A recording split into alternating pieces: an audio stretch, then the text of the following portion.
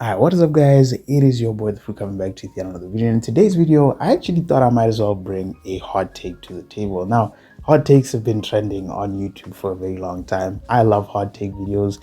I watch YouTubers like TSO Sage and just so many other people that just like literally discuss hot takes. And I've always been interested in making a hot take for myself and seeing what a lot of you people think. And I think my first hot take on the channel might be this. I genuinely believe that the Boruto 2 Blue Vortex anime executes the female cast way better than the Naruto franchise. And I know a lot of people go and sit here and say, that's outrageous, that's crazy, because obviously we know the stigma with Boruto. People just hate Boruto. But in my opinion, I think with the arrival of 2 Blue Vortex or the time skip, female characters are taken way more seriously, in my opinion, than the Naruto anime female cast. And I'm definitely going to be explaining that here today. Definitely join me on that. If you have a different opinion on this, definitely let me know in the comments. But I'll definitely be interested to see what you guys think. But let's get straight to it, why I think this is the case. Alright, so let me just start off by saying this. I just want to bring some, disclaimers just to set the basis for this take. I think it's always good to break down things really nice. Let's get this straight. I do not hate the Naruto female cast. Now, not every character is perfect. In fact, not every anime is perfect. You're always going to have flaws in different ways, whether it's animation, whether it's story writing, and in some cases, there is also a flaw in characters. Sometimes it could be simply because the character isn't necessarily bad, but it's probably just because of the way the writing is set up. And I think the Naruto anime is set up in a way where not just the female cast, but a lot of the characters and side characters and just characters that are introduced into the show that you would think are actually going to do a lot more, they're just kind of just put aside. The story is designed in such a way where it doesn't really favor them as the story continues. And this is very prevalent in Naruto Shippuden. If you go back to Naruto Part 1, we are introduced to a lot of characters that, in my eyes, I've been rewatching Naruto Part 1. I actually started the Land of Waves arc, and I actually also started the Chunin exams arc. I just finished the Land of Waves arc. And pretty much in those first episodes of the Chunin exams, you're introduced to the new team characters. You have Team 10, besides Team 7, you have Shikacho, you have all these other characters, Rock Lee, Neji, all these freaking side characters that just look so cool. And obviously we know in the Chunin exams we have amazing fights for amazing characters. Even when you go to the Sasuke Retrieval arc, you're introduced to a lot of characters that you would think, okay, going into Shippuden, this is going to be fine. Because as you see, if you look at the beginning of Naruto Shippuden, and just the whole plot of Naruto Shippuden is the Akatsuki, and obviously towards the end, it's the fourth great ninja war. And basically the plot is progressed in such a way where it doesn't really favor a lot of the side casts. A lot of the characters that you see being loved and appreciated by a lot of the fan base, you basically just see them slowly but surely fall into the backside of the story, where a lot of the times they're just irrelevant to the plot of the story that is taking place at that time, and it's just a sad thing that also happens to fall onto the female cast. Now, like I'm saying, we have great female characters. Let me just start off by saying that in Naruto we have great female characters. We have Tsunade, we have Sakura, and Sakura's whole point is to surpass Tsunade. So in my eyes, that is a better character and great writing in my opinion. You have characters like Hinata, you have characters like Tamari, all those characters. But some of the other characters, a lot of people just don't care about. You have characters like 1010, who has one of the worst screen time in the show. And I'm not saying I want to see 1010 putting up in the next episode and just, throwing shuriken at Madara or like something. I'm not trying to see that, you know what I'm saying? But that's just how it is. And I think a lot of the time, I think that the Naruto anime, one of its other flaws in my opinion, I think, is just how, because every single major arc you're introduced to new characters, the character list just becomes so high to the point where it just creates that problem of characters becoming irrelevant as the story continues, because you can't include every single character as the story goes on.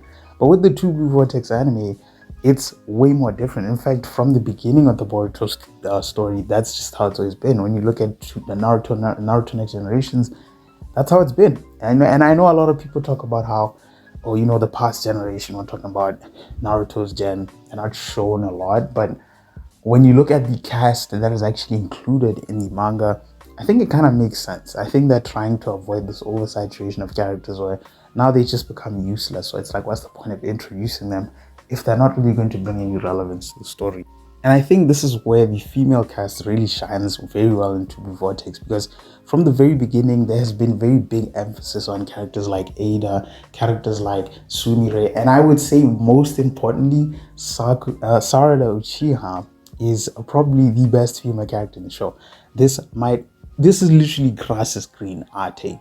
I don't know why I don't know why people would not think that Sarada Uchiha is most definitely probably the best character in the show. She's given the most relevance in the show. She's given the most attention to detail in the show, especially since the end of Naruto Next Generations, where she awakens her Mangekyo Sharingan. And so that just sets a base for the next potential. People being hyped to see when will she awaken her Mangekyo Sharingan again, which of course happened in chapter 19, if I'm not mistaken. And so that chapter was absolutely amazing. Chapters 19 to 21 were absolutely fire, and a lot of people to this day, even I think, for me personally, besides Boruto pulling up to the village, one of the best moments, honestly. Not only that, but you also have Sumire, who has a lot of relevance to the story than a lot of people may think. I mean, for one, there was that whole beef with Sarada and Sumire where they were basically, quarreling over Boruto. And I thought it was a pretty great moment because it really got to showcase what, women go through, what females go through. This is what they go through when it comes to things like relationships. How do we deal with, characters and how attachments and feelings. I think this is a pretty great execution in terms of character, and it adds a lot more subtlety to them. It adds a lot more depth to them, in my opinion. Something that I think was there in a few Naruto female characters. I think characters like Hinata kind of expressed it, because obviously, and they literally made a whole movie for her in Naruto, obviously the last movie, which was great. But I think, with the True Vortex anime, it really executes this well. And it really adds a lot of depth to the story. Not only that, but Sumire is literally the one who managed to improve Boruto's sword. After he chipped it, she added a technique that allows him to be the only user besides him and Sasuke to actually wield the blade. If anyone else wields the blade, it's going to drain that chakra even faster, and they won't be able to use the sword. We saw this in chapter 30.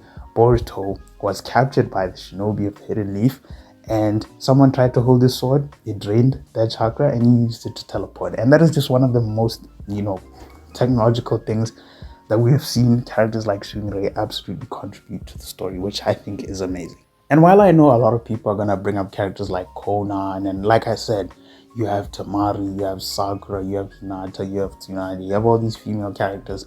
I think for me, a lot of the characters in Boruto, it's more so a thing of quality over quantity. And I think a lot of people could agree with me on this one. I think it's just like less female characters, but we have amazing writing, we have amazing peaks, we have so much potential for a lot of these characters. And it's really amazing. It just doesn't apply to the female cast as well. It also applies to a lot of the side cast. A lot of the side cast is being utilized in a great way. You have characters like Inojin, who even though he's one of my least favorite characters in the show, I will admit it's crazy how much motion he has gained in the span of 5 chapters.